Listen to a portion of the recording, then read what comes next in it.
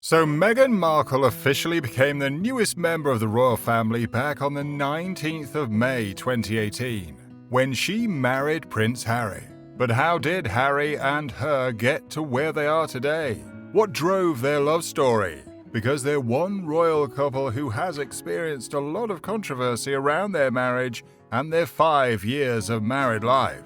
When Harry met Meghan. Prince Harry says the moment he set eyes on Meghan Markle, an American actress living in Toronto, it was love at first sight. He says that he saw Meghan on an Instagram post on a mutual friend's account in 2016. The friend told Meghan in an email that Prince was interested. That led to their first date, which took place at Soho House in London. Harry likes to say that Meghan had lots about her that reminded him of his late mother, Princess Diana. They commenced a whirlwind romance in 2016. Harry wouldn't think anything of flying 1,700 miles out of his way to visit Meghan in Toronto. In an interview with Vanity Fair in 2017, Meghan gushed that they were two people who are really happy and in love. "This is our time," she said. By November 2017, they were engaged. On the 27th of November 2017, Kensington Palace announced the couple were engaged. What a magnificent ring she sported. Harry had the piece designed himself. He used one diamond sourced from the Botswana he loved so much, and 2 smaller stones came from the late Princess Diana's collection. He wanted his mother to have a share in his and Meghan's crazy journey together. She spent Christmas with her new family. Just a month later, Meghan was invited to spend Christmas with the royals. Royal partners aren't usually invited to the Queen's Christmas celebrations in Sandringham. Meghan was an exception to the rule. The night before the wedding, just short of 5 months later.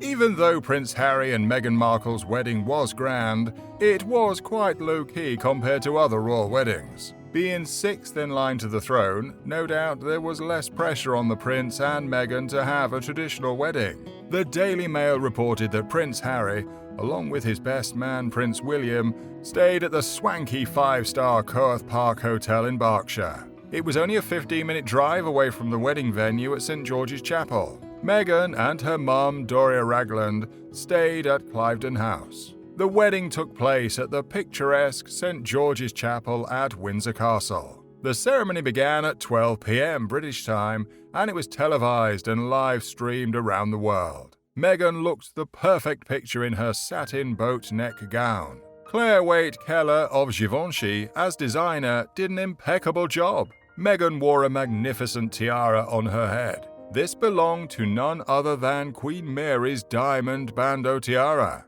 They invited 2,640 members of the public to watch from the castle grounds. A stunning event. They just weren't allowed to enter the chapel itself. Not many dignitaries were there. The plans were for the wedding to be a family affair. The couple didn't feel so much pressure on them to invite global dignitaries, foreign royal families, or politicians to their wedding. Sure, there were plenty of important and well-known people there, but not nearly the numbers that attended William and Kate's wedding. There were a lot more celebrities there. Being an American actress, Meghan chose to invite celeb friends to the wedding. She is close friends with people like Serena Williams, Priyanka Chopra Jonas, and her Suits co-star Patrick J. Adams. Sir Elton John was there too. Remember, he was good friends with the late Princess Diana and had become close friends of the couple too. On the wedding day, Meghan traveled to the castle accompanied by her mother, Doria Ragland. She had chosen 10 bridal attendants to serve in her wedding party. Little Prince George and Princess Charlotte were also part of the day. In her hand, she had an all-white bouquet. So sweet. Harry himself had picked some of these flowers from their own garden and had them included in her bouquet. Prince Charles did the honors of walking Meghan down the aisle. For the wedding, Prince Harry asked permission from the Queen to wear his army uniform. Meghan also had a favor to ask. She had announced earlier, via a statement issued from Kensington Palace, that she had asked that Prince Charles act as her dad and walk her down the aisle. Apparently, Thomas Sr., Meghan's father, watched the wedding from his bed. He was recuperating after heart surgery. Charles, the future king, was only happy to and said yes. The wedding day.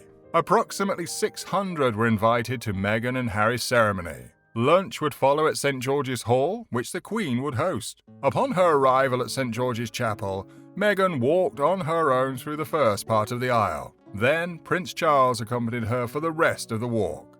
6 little girls and 4 page boys trailed behind her, holding her 5-meter-long veil. As Harry watched Meghan walking down the aisle, he says that he thought to himself, "Look at me, look what I got, look what I found." Then they exchanged their vows. Harry had to brush tears from his cheeks, and Meghan was aglow with happiness. There was great applause as it was announced that they had officially become husband and wife.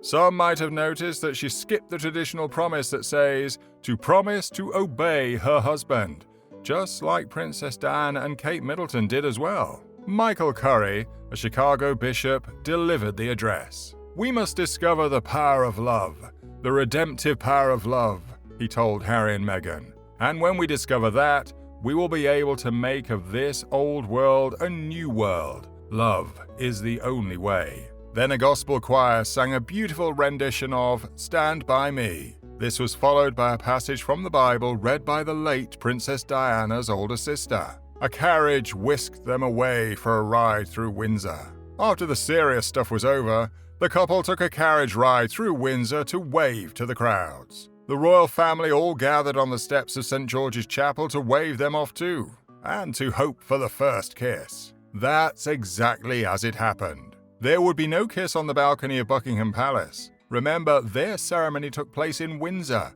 and Buckingham Palace was an hour away. No procession through London. This was because Harry and Meghan didn't return to London after the ceremony. They had their procession through Windsor directly after the ceremony. The reception. Their first reception was held at St. George's Hall. This hall is within Windsor Castle. It was a joyous reception. After the Windsor Castle reception, they would head to Frogmore Cottage where an evening reception would take place. This was hosted by the Prince of Wales. Harry and Meghan both wanted music that would just be a load of fun. Their first dance was danced to Wilson Pickett's Land of a Thousand Dances. Meghan was in her element and loved spinning around. "It was so fun," she said, "just spinning like a whirlwind." At the evening reception, Prince Charles hosted the evening reception. It was a standing reception. Harry and Meghan wanted it like this because they thought it was more social and kept people on the go. They chose bowl foods and mini main courses selected by the Queen. Although the royal chef, Mark Flanagan, said that even though the Queen was hosting the reception, Meghan and Harry were pretty involved in every detail. They cut a dashing couple. Meghan wore a sleek Stella McCartney halter neck gown. Harry wore a classic tuxedo. All they were interested in was celebrating their marriage away from any stuffiness, and with the help of some of their new famous A-list friends. Both Harry and Meghan gave speeches, thanking their guests and saying how excited they were for their future. Delicious cake that broke with tradition was served to the guests. It was a cake to die for. Lemon and elderflower with buttercream. Divine. That was a bit of a breakaway from the traditional fruitcake. The honeymoon destination.